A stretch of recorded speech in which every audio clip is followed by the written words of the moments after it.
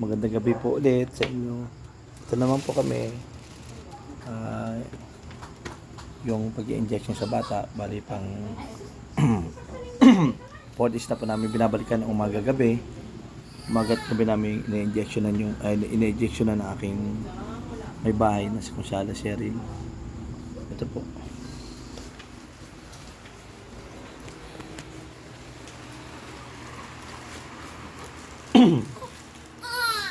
Ako, umiiyak na yung baby. Nakakaramdam na may injection na siya. Di ba, baby, last day mo na ng injection ngayon. Mamaya alis na yung ano yun, di ba? Ha?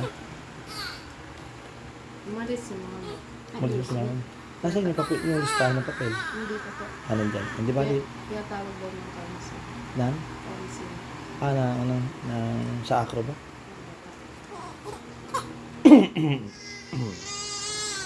Wala na. Baby, di ba, last day mo na ngayon? Grabe, ano ko? Naku po. Naku, di ba, last day mo na ng injection, kaya huwag ka na mag-ano yan.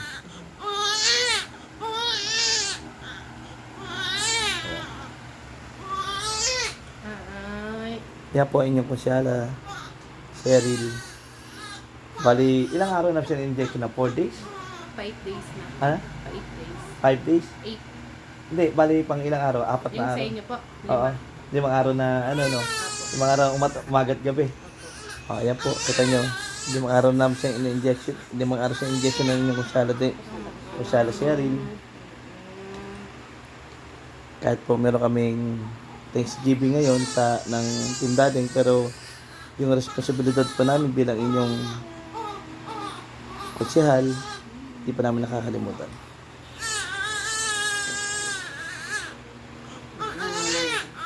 Naku po, kawawa naman ng baby.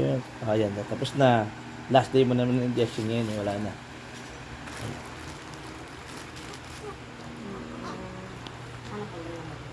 Kung naman po yung pwede namin may tulong sa inyo, ang inyong Kunsala Cheryl ay lagi nandyan.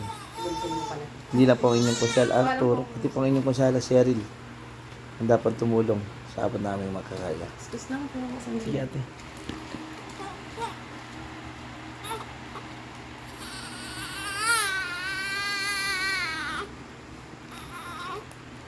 Yung baby po ay ang base sa pagkakaano ay meron daw na mababa yung red blood cells. So, kailangan bigyan ng antibiotic for 1 week.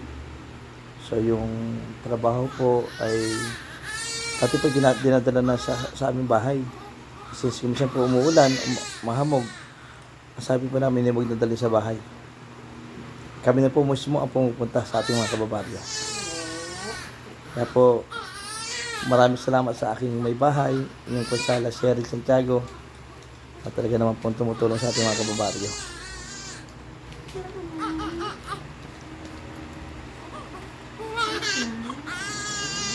Kawawa naman ng baby, umiyak. Pero kakatulog lang. O di pa natutulog? Ay, ako tubig mo saan? Madikit ko kami. Oo, madikit siya kasi tatanggalin niya siya.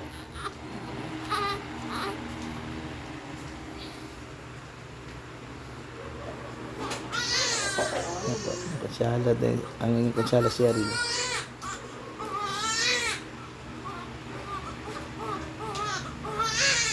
Mami, parang medyo nagpaltos na. Ha? Di ba, mabawala naman agad yan. Ano masasabi mo ate? Thank you po. Ayan po yung... Sa walang sawang pagtulong sa amin sa pagturok. Yun naman po ilat ay ginagawa namin para sa ating mga kababayan. Makapit eh. Hindi, di na ba? Opo. Naku, kawawa naman. Makapit kasi medyo medyo masakit din kasi yung dikit ng scotch tape.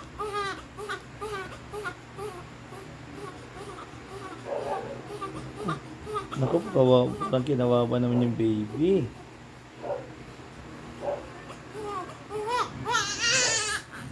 Sandali. Makapit eh.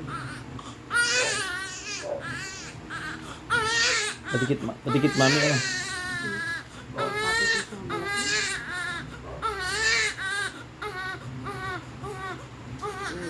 Maraming tubig.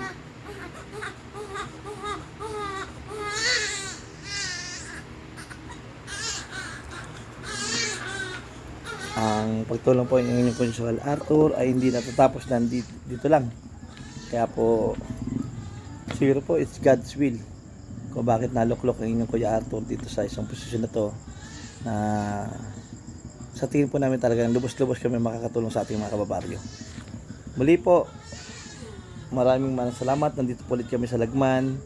Pang 5 days na po namin na binabalikan na umaga at gabi.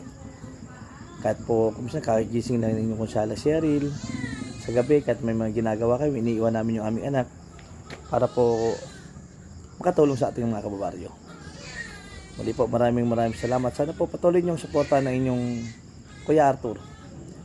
Dahil yung pinangako ko po, ito na simula ng tunay na pagbabago sa ating baryo.